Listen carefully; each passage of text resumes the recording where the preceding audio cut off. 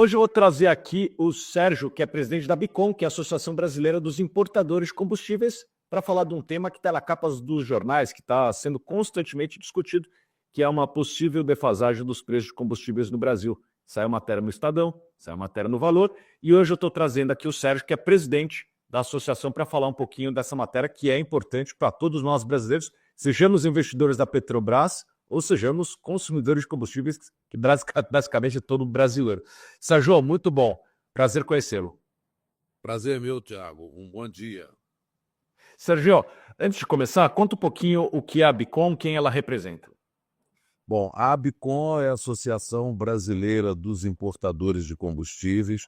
Nós hoje estamos com 10 empresas associadas. Essas 10 empresas têm infraestrutura e operações em todos os portos que têm facilidade para importação de combustíveis líquidos no país, desde o Rio Grande do Sul até lá no Amazonas. Sérgio, o Brasil ele é importador de combustível, apesar de ser um exportador de petróleo. Eu gostaria que você comentasse um pouquinho ou explicasse a dinâmica desse mercado. Exatamente. O Brasil já tem assim um excedente na produção de petróleo há alguns anos, né? Isso fruto exatamente da abertura do mercado, onde algumas empresas internacionais investiram aí na área de upstream, e com isso a gente tem uma produção bastante expressiva. Estamos aí entre os 10 maiores produtores de petróleo do mundo.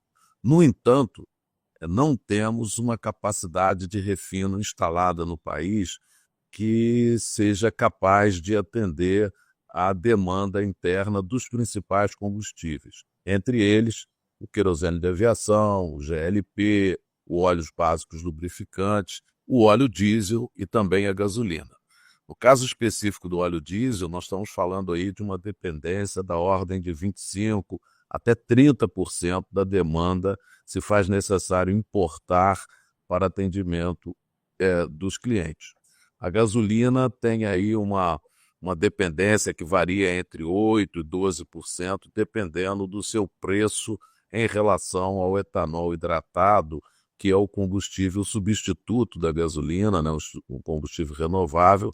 E como a grande maioria da frota nacional tem motores com a tecnologia flex, o motorista, na hora de abastecer, ele decide ali pelo preço se ele vai colocar gasolina ou etanol. Então, com isso, essa dependência da importação, ela varia aí entre 8% e 12% em função dessa competitividade da gasolina. Sérgio, vocês divulgam de maneira regular no site de vocês, e para aqueles que acompanham, eu vejo direto, uma tabela de possível defasagem do preço dos combustíveis. Eu gostaria que você explicasse a metodologia e também gostaria que você falasse um pouquinho da situação atual dessa defasagem, se é que ela existe no ponto de vista de vocês. Bom, muito bem. Essa metodologia para cálculo da paridade de importação, que a gente faz por porto e fazemos hoje em 5 ou 6 portos, que são os principais pontos de entrada dos combustíveis importados, ela é feita assim, de uma forma muito simples, que a gente pega valores de mercado, do mercado internacional da gasolina e do óleo diesel, agregamos a esse valor o frete marítimo e as demais despesas relativas à atividade de importação. É bom ressaltar, Thiago, de que esse preço no mercado internacional ele varia a cada momento. O frete também tem uma variação. O câmbio também tem variação. Então, é natural que você encontre no mercado valores de paridade de importação diferentes para o mesmo porto e, teoricamente, com a mesma data, mas dependendo do critério, do momento de corte, ele pode estar diferente.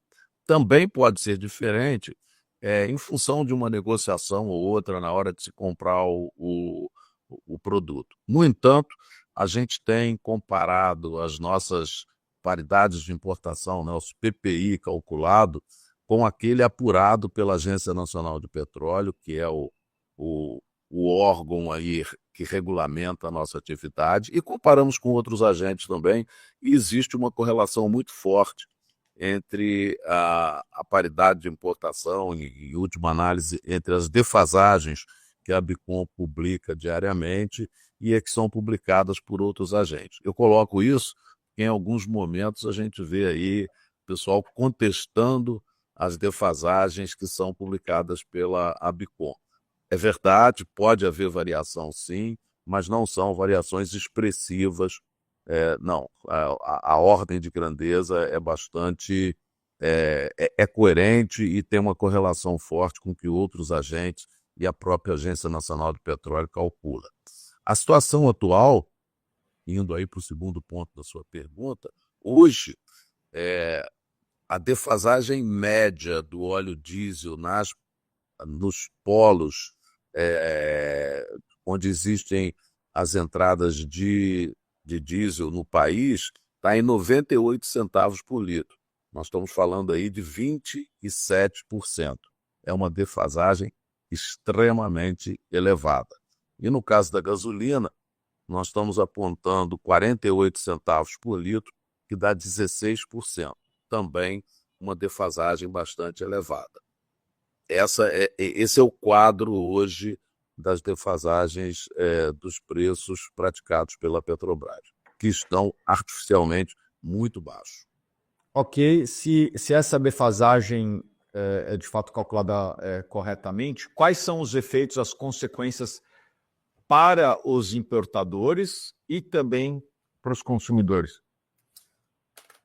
Tiago, a prática de preço artificialmente baixo dessas commodities tem alguns impactos. Naturalmente que um dos impactos é com os importadores.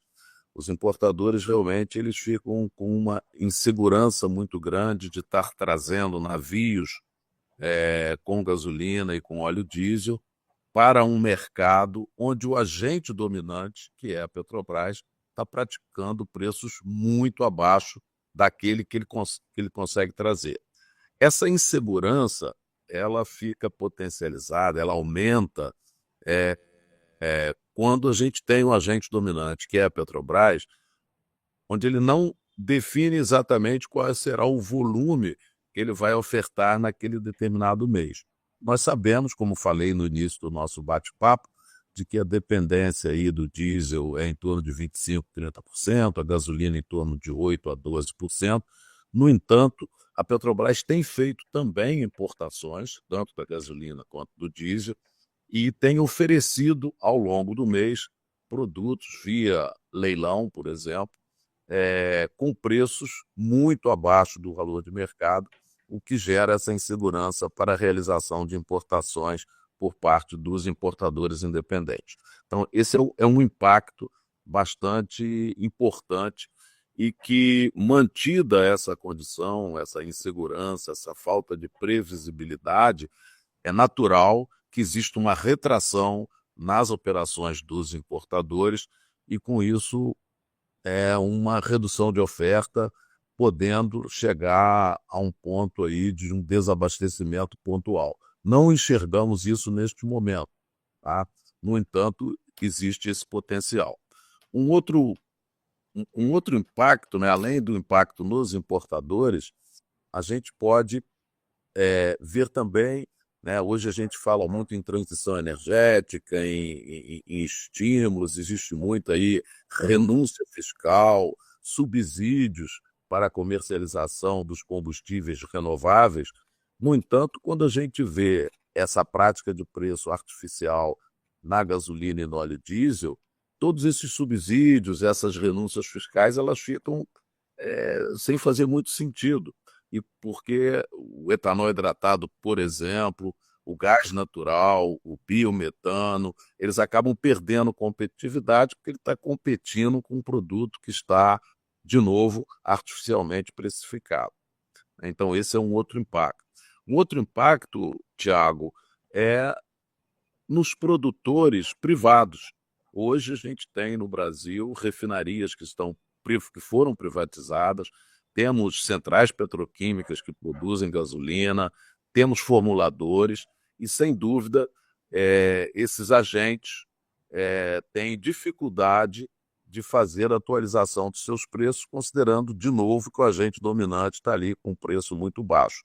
Então, a gente encontra, por exemplo, é só um exemplo, mas a refinaria de Mataripe, que foi privatizada naquele projeto de desinvestimento da Petrobras na atividade refino, que foi descontinuado, mas essa refinaria é privada e acredito, não posso falar em nome dela, mas acredito que ela encontra dificuldade de precificar, uma vez que a sua área de influência tem limite com a área de influência de refinarias da Petrobras, seja com a Renest lá em Suape, no estado de Pernambuco, com a Regap em Minas Gerais, e que estão praticando preços muito baixos. Então, isso gera um movimento das distribuidoras no sentido de dar preferência, e é natural, o produto que está, como disse, 98 centavos por litro mais barato, 27%. Lembrando que a margem de distribuição é muito pequena.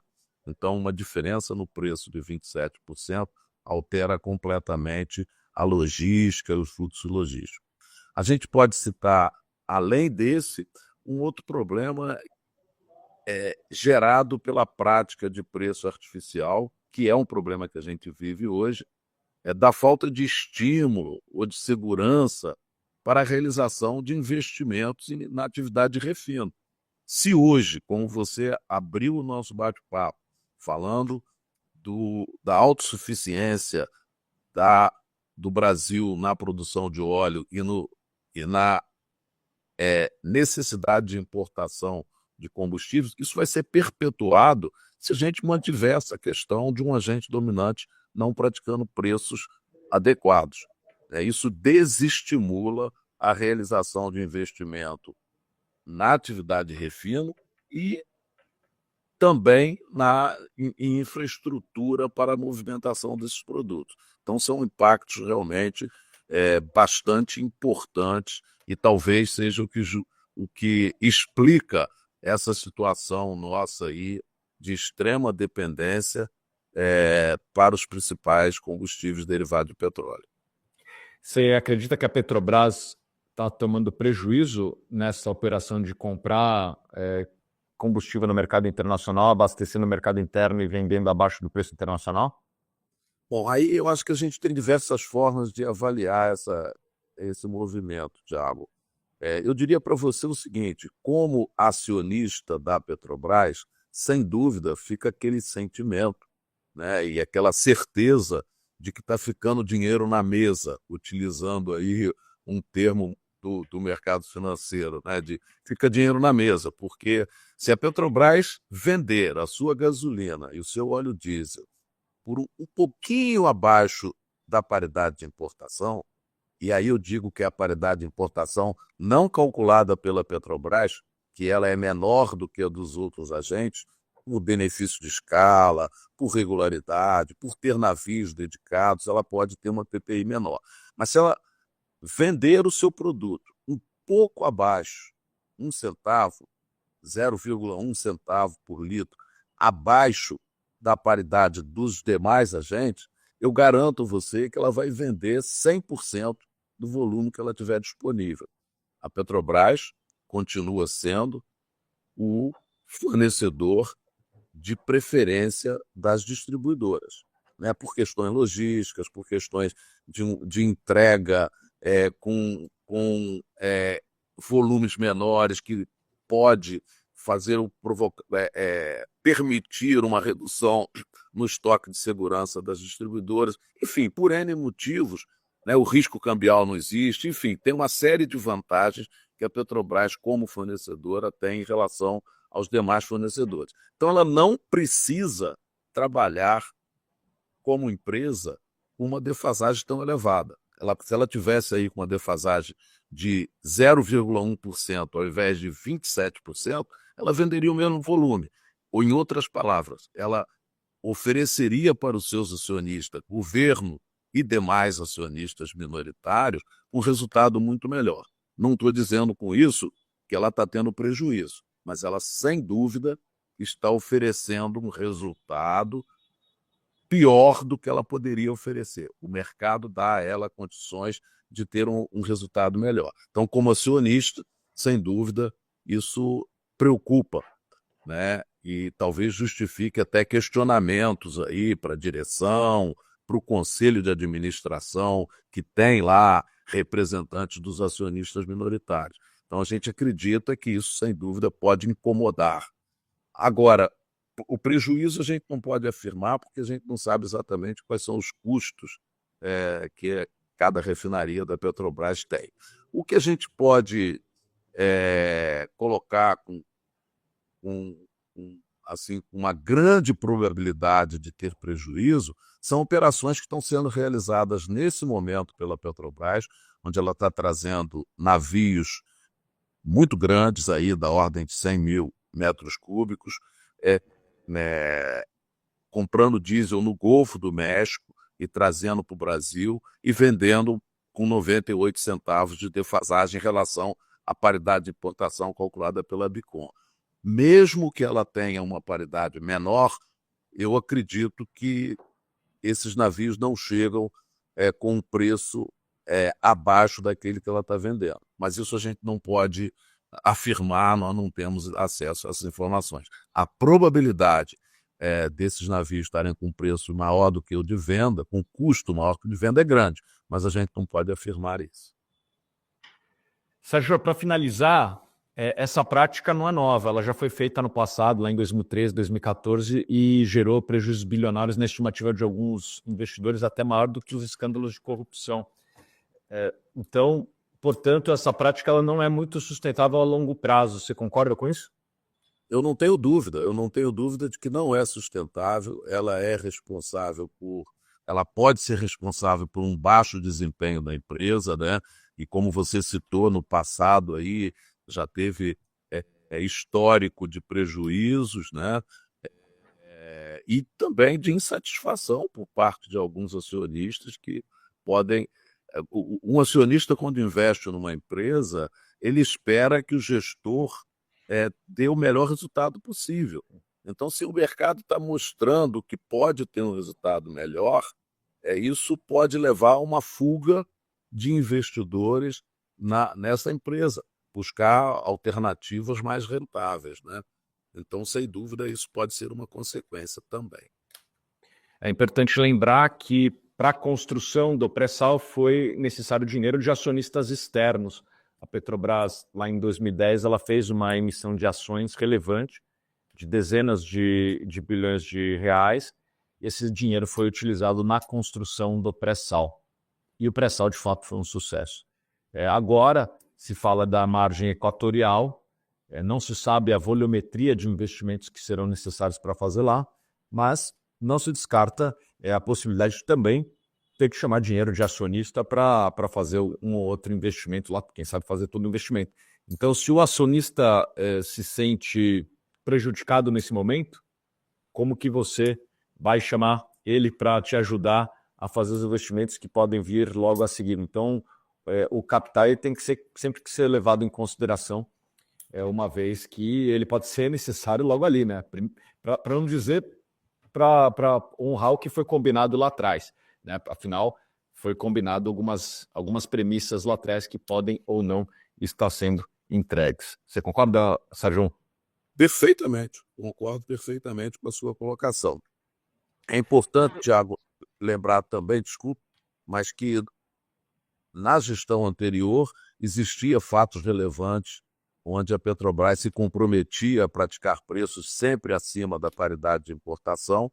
Esse compromisso deixou de existir no início de 2023, com essa nova gestão, onde foi divulgada uma nova política de preço que não é muito clara, ela tem, vamos dizer assim, componentes na formação de preços que não são mensuráveis, facilmente identificados, mas, independente disso, como coloquei,